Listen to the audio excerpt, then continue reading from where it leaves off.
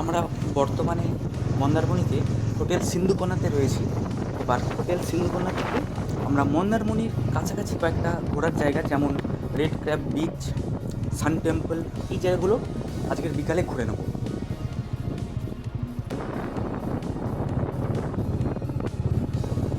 তার জন্য আমরা বেরিয়ে পড়েছি বাইকে করে।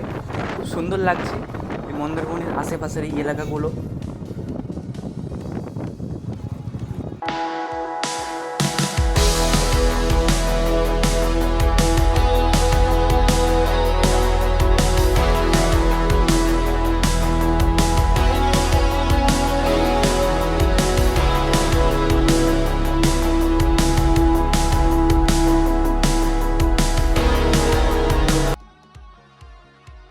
কিছুটা পা ঢুকে যাচ্ছে, 1 ইঞ্চি করে ঢুকে যাচ্ছে, আমার অন্তত ঢুকে যাচ্ছে।